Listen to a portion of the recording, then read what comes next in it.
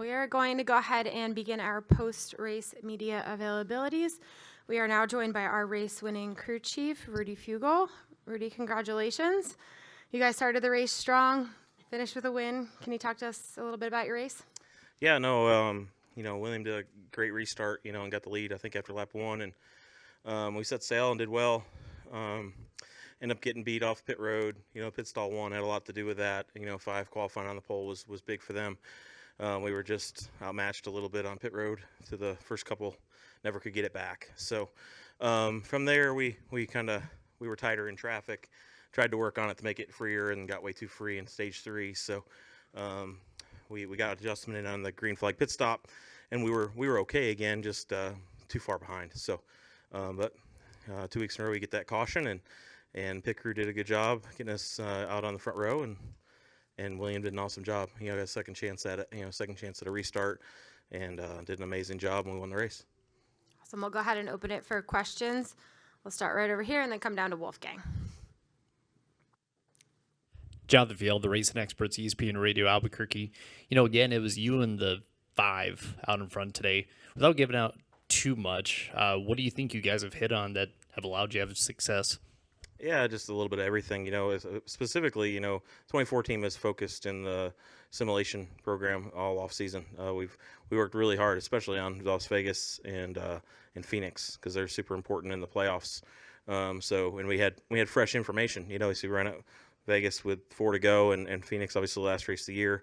You re-race them early in the year, so it makes sense to work on those. Those were most of our focus to start with, and then hope to take notes from these 2 races to propel ourselves to the first third half of the year. And we're also joined by Hendrick Motorsports Vice Chairman Jeff Gordon. So if you have any questions for him, please feel free to ask as well. First, let me just say how proud I am of this guy and this team.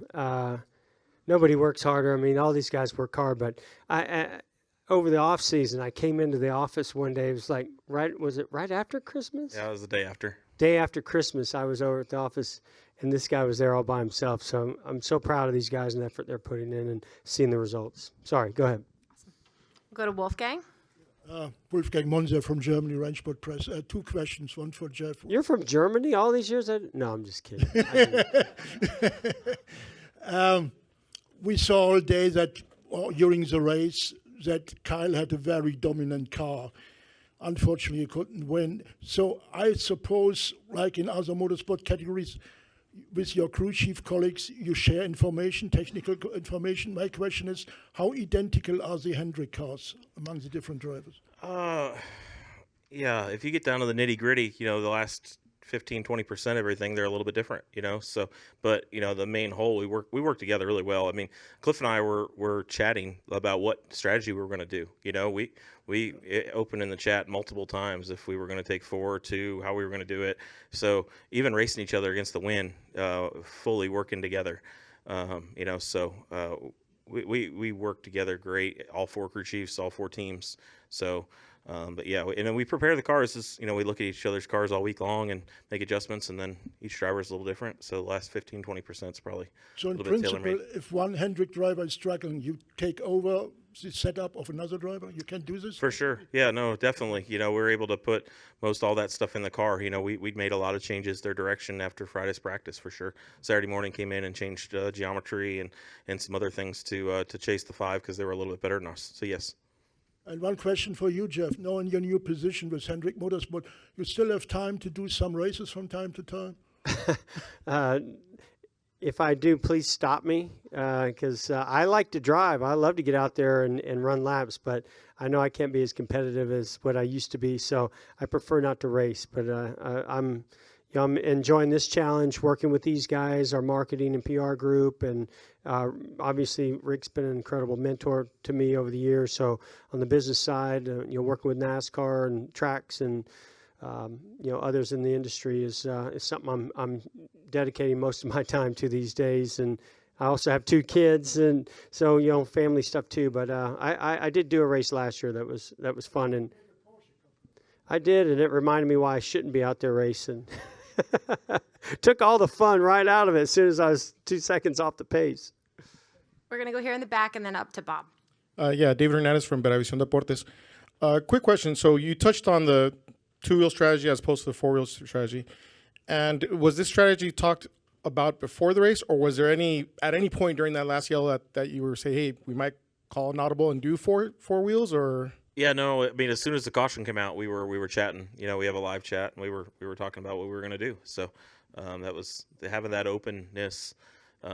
You know, racing for a win and his teammates is huge, vital. We both, I think, this week I may have swung Cliff one way, and last week he may have swung me a different way at different times. So it's great teamwork.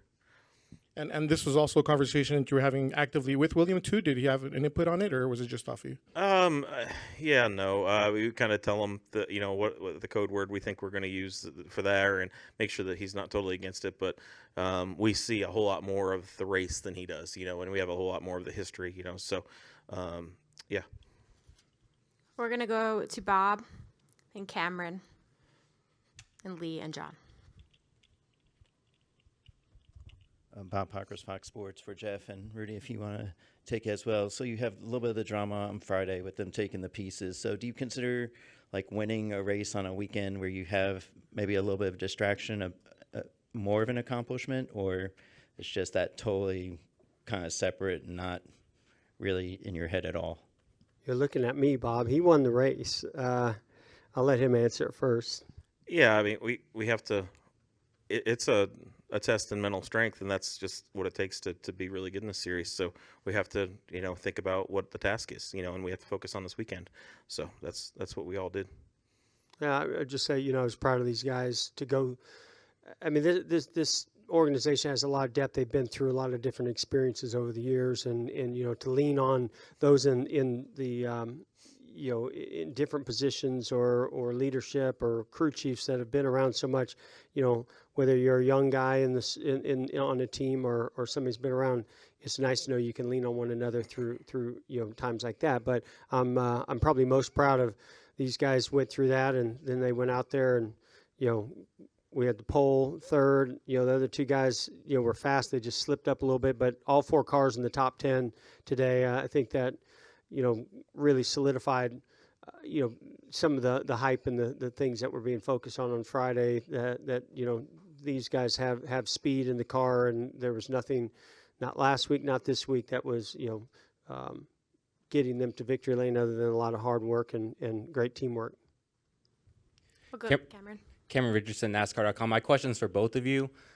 Maybe the consensus over the last few years is that Byron's maybe the third or fourth guy on the team, but for him to start the season with 2 wins, does that go to show that, yeah, he can carry the banner for Hendrick Motorsports? And what do you guys see in Byron that maybe you don't see in some of the other drivers? We have 4 capable teams and 4 capable drivers of carrying the banner any weekend. So it's pretty amazing. We see it in different phases, but, in different things affect, race outcomes sometimes, and the way certain drivers race and what they're good at and good at qualifying or not and that kind of stuff. So, but week in and week out, we see it. We have 4 capable drivers, 4 capable teams. So that's amazing, but, and then William, he's the guy that he has gotten here mostly by being one of the the best at preparing during the week, and then you add the experience that he's starting to get over and over and over now, and you'll see the fruits of all of his hard work paying off. So that's what I'm super proud of him for. Yeah, and I'll just add to that, it's really, and you can look at other driver crew chief combinations and teams over the years at Hendrick, but to me, it's, especially in the perspective I have now, it's just really great to see a team mature, a team grow, a team evolve, and you see all the things that they're doing behind the scenes to get there. They didn't just show up at the racetrack and all of a sudden, bam, they clicked on it. These guys have had to work really hard to get there, and I just see a progression with William ever since he came to Hendrick. I mean, you got to remember how young he was, coming in the Cup Series, so much to learn, and even young in racing in so many ways. And then when Rudy came to Hendrick, the instant connection and chemistry between these two was so obvious, and it just took the whole team up to another notch. And I think now they're just building on that. So it's a lot of fun to watch and see. We'll go to Lee, and then to John, and then to Dustin. I've had two quick questions for you, Champ. First of all, Bowman scoring 4 consecutive top 10s. You have to be happy with the consistency you're seeing there. 100%. And there's another, Blake Harris coming on board, and a new combination driver, crew chief, and to see them click as early on as they have, and I think one of the reasons why that worked and kind of came to was because the confidence both Alex had in Blake and Blake had in Alex, and so it's nice to see that it's paying off for them on the racetrack. And then Josh Berry, you were the first guy up to his car after he finished, and Alan said after his stage 2, I can see things turning around. You're really gaining on it.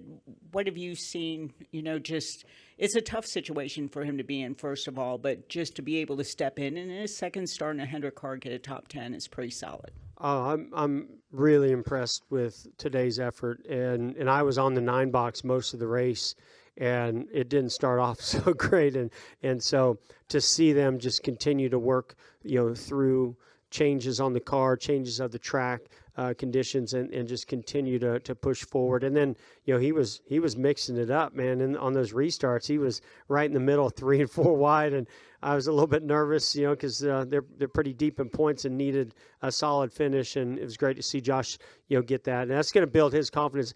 I don't think anybody can explain how difficult a situation this is.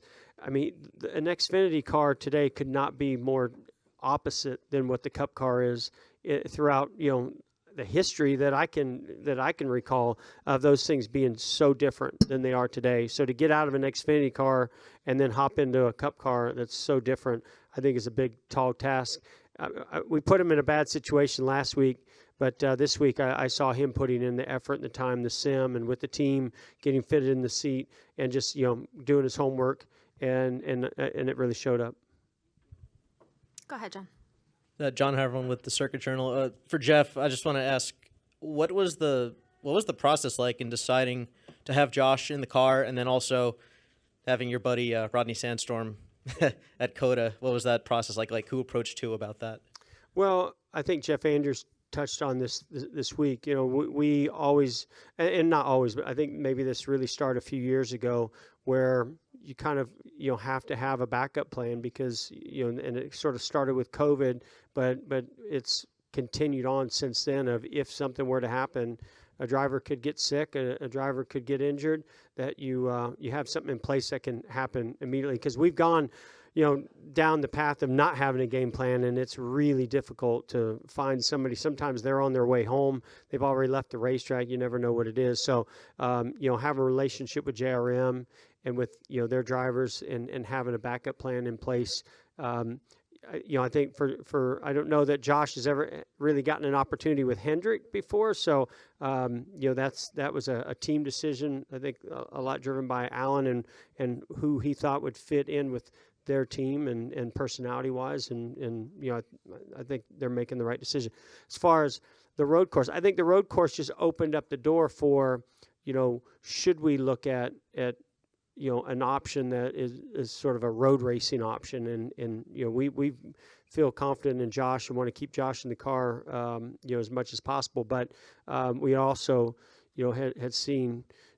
I raced with Jordan Taylor, and he's very talented, and he's been in our Garage 56 car, showing a lot of speed, and so just the right timing and place to be able to pull that off. Go ahead, Dustin. Dustin Long, NBC Sports, one for Rudy, one for Jeff. Rudy, how much of a threat did you guys consider Harvick, even on Friday? I know talking with Rodney, he kind of felt good and said, look, everybody's talking about the Hendrick cars, but if you looked at what happened in practice, latter part, and he said, I like not being the focus. Yeah, I mean, we recognized him right away. I thought it was, we were doing all our comparing to the 4 and the 5. So, he might not have felt it, or people might not have been talking about him, but we knew. We were watching. So, I just felt like this was going to be his kind of race, right? If you looked at that long green flag run in stage 3, it's with no downforce. It was a bunch of dirt racers. Harvick wrapping the bottom, and William being disciplined. Yeah, wrapping the bottom. So, the discipline, for running and being really good, which, Kevin's amazing at, and then a bunch of guys that aren't afraid to, slip and slide and figure out where the grip's at. So, yeah, they did great. They've been good this year, so we're gonna have to contend with them a lot. And Jeff, just how much of a concern is having parts taken, just even if it's for further evaluation, especially in this era where, because of the single supplier issue, that the penalties can be significantly more severe than maybe years past?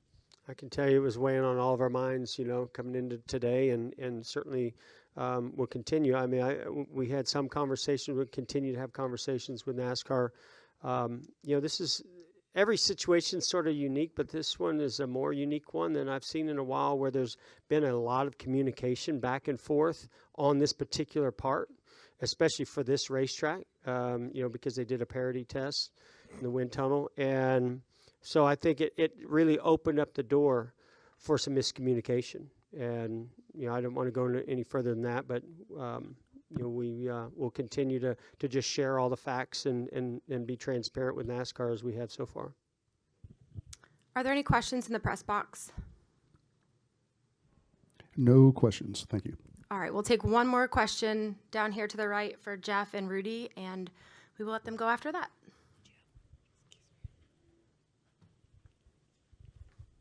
Brendan Martin, the Lumberjack. This one's for both of you guys, William and Rudy. The second year in a row that this 24 team is the first team with multiple wins. Last year, you got that second win in Martinsville. Now this year, much earlier in the season, you get it done at Phoenix. Just how important is it for you guys, especially now stacking up playoff points that are so important later on in the year? How important is it to sort of get this early start, and what can you do to sort of keep this consistency going further down the line this season? Yeah, I think you gotta get the wins while you're hot. You gotta capitalize, and we've done that. So super good. Our focus is nothing different now. Hit the reset button, and how do we do it again? So put the hard work in, do the and every single day, and keep grinding. So that's our focus. Yeah, I mean, I think last year, even though we won early, we didn't really know the car or understand the car. So we were kind of just adapting to what we had, and we were just making the most of, an unpredictable situation with the entire field. Like everyone was, there was a lot of attrition in the races and a lot of just weird things that were happening. And I feel like now it's strength on strength, and it feels different. It feels like we're more consistently towards the front, and we're leading laps, and we just want to focus on our processes during the week. I think our processes this week were kind of frustrating because we didn't really get to do the things we wanted to do, and everyone was a little tired, and we did that Charlotte test, and there was just a lot going on the outside. So it was a little frustrating going into today, but it's cool to see that we can overcome those things and still get a win. Jeff and Rudy, thank you. Congratulations. William, we'll go ahead and continue questions with you. We'll go ahead and start in the back. William, Chance Lancaster, Amarillo Motorsports Power Hour. We're over here. Sorry. What does it mean to you to continue to put the 24 in victory lane and carry that legacy on? It's win number 2. Just question. Yeah. I mean, when I first started out, it was a lot of pressure. Going into my rookie year with not having any cup starts, and I don't think you really understand the magnitude of that shift. I think everyone prepares you for it from going from Xfinity to Cup, but the level that this is just, it's so different, so many details that go into it. So that was a lot of pressure, but I think once we got a win under our belt and once we kind of got some consistency going, you stop thinking about that and you start thinking about, okay, how can we just build this team into something that we want long term. So I think it's just cool to have a group of guys around me that we've really built from the ground up with Chad, and then when Rudy took over, brought a couple more people in that I was really comfortable with and trusted, like my spotter, and it's just been a good progression. We'll come down here to Lee, and then right here in the front. Can you just give us your assessment of the new car and, how you felt it changed over last season? New like aero package? Aero package. Yeah. I thought it was really difficult to drive. I don't, from an objective standpoint, I know we were competitive, but I didn't think we could pass any better. So there's still some work to do there with something going on just with how tight they get in traffic. But I think, I mean, yeah, they were certainly hard to drive. I think that's a good test to see who's the the best out there. I mean, Kyle's probably the most naturally talented, and I think that it just shows like the guys were having to drive their cars and manage that, and it made for a really difficult challenge inside the race car. Just how many times I slipped, and how much slip was too much, and how much was enough to keep going fast. So that was a good challenge. It kind of put our car control on display. And can you take me through that last restart? You were on the high lane, and just all of a sudden it just seemed to thrust forward. Did you get a good push from Reddick, or did you feel unstable when he got into the back of you? Can you kind of just talk a little bit about that? We so the restart, the launch went well for me. Like I had a really good launch, no wheel spin. And at that point, I was just focusing, okay, how can I get through the gears? How can I side draft Kyle? So when they all pull down to the apron, the outside guy's a bit of a disadvantage because of the distance. So just trying to stay as close as I could there. And then it's just who can beat each other to the corner without hitting the wall. So, I mean, we both got in there deep, and we both were up the track. And he held me really tight there, through the middle 1 and 2 and off at 2. And there was just enough grip up there. And I think I was just far enough up on him that I was able to stay in it, and then we were obviously dragged back, and so I got that big push from Tyler down the backstretch. So that was huge. I mean, he drilled me, but we're not going that fast, so it was nice, and that kind of got me out in some clean air. David Brandt from the Associated Press. You've won 2 races now in remarkably similar fashion. I mean, was it weird going through that? Did it feel like deja vu out there? Or what? Yeah, I mean, I wasn't counting my blessings. I was kind of like, man, it went so good last week. I'm probably gonna end up crashing here. So, just when you have that level of commitment, and you have to on a green white checkered to come out the other side, it's either gonna go really good or not. So. I don't love winning races that way. It's very stressful. It's a lot of tactics, going on with the restarts. But, it's fun. I mean, it's a good challenge for us because you're all tired and you're all into that long run mode mentally. And then you have to have a pit stop and you have to somehow reset and get into, okay, how do I get a good restart? We'll go to Jonathan and then a Wolfgang. Jonathan Veal, the racing experts, ESPN Radio Albuquerque. First of all, welcome back. Second of all, looking ahead to November, what were some things you learned today just that will benefit you in November? I mean, the cars are going to change a tremendous amount, so I think that I kind of keep in the back of my mind. But as far as the balance goes, I thought we had the balance really good to start the race. I was sliding around a lot, but seemed to be sliding less than everybody else. And then just when I got back in second, the dirty air is so significant. Like I just started to get tight, and so I started to contribute my issues to that. And then we just got the back out of the track, and then we had to try something to try to close that gap, but it just seemed like there was kind of a bubble there. And as soon as I was kind of hung up in second, I just focused on trying to be consistent. Maybe we get to lap traffic and something would happen. And just I think overall throughout the race, there's still some work to do myself to just know what I need, and then also managing the car. Like the brakes were kind of hot, and I did a lot throughout the race messing with the brakes, and I just got them too hot doing some stuff. So just need to work on some of those technique things. We'll go to Wolfgang and then to Bob. Wolfgang Monser, Rennsport Press from Germany. You just said earlier the car is difficult to was difficult to drive with the new aero package. I think that's for everybody in the NASCAR Cup Series.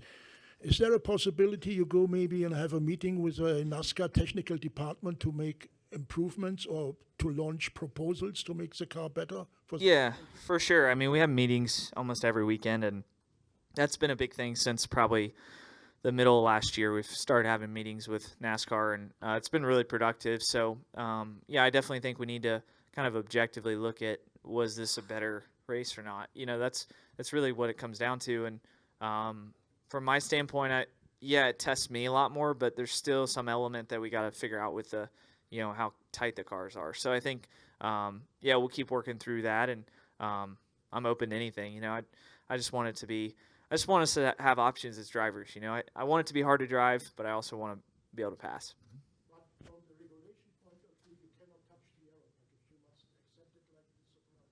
I don't know. I just kind of see what they bring to the track and adapt that week. But yeah.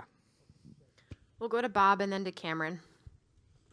Bob Pockers, Fox Sports.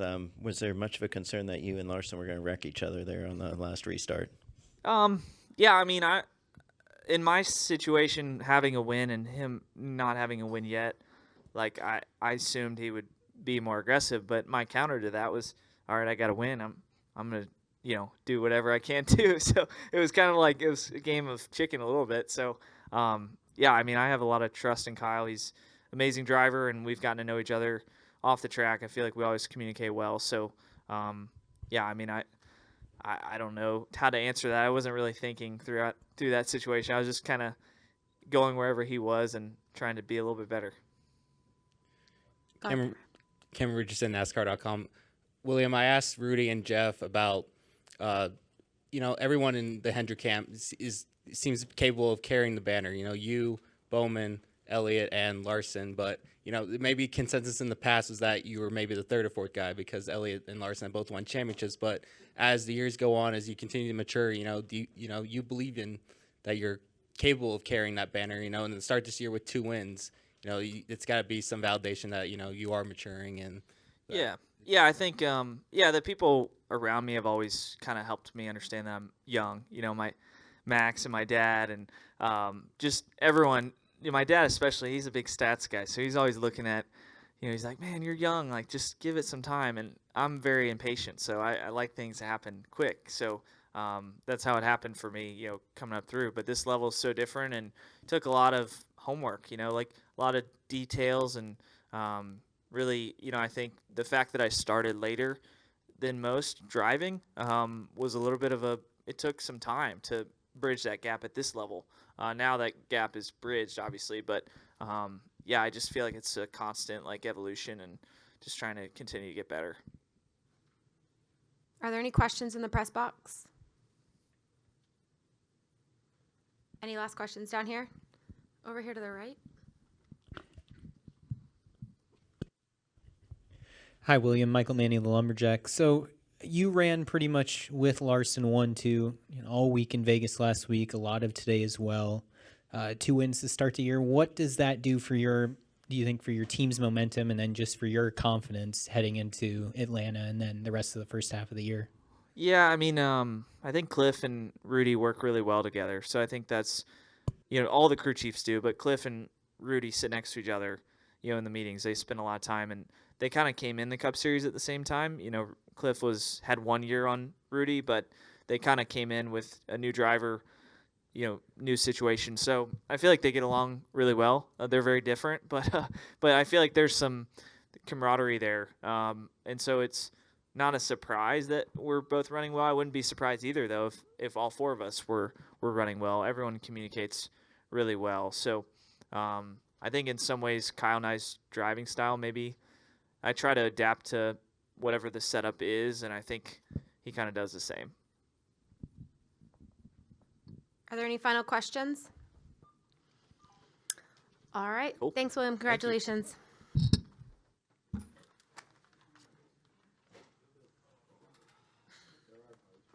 Congratulations.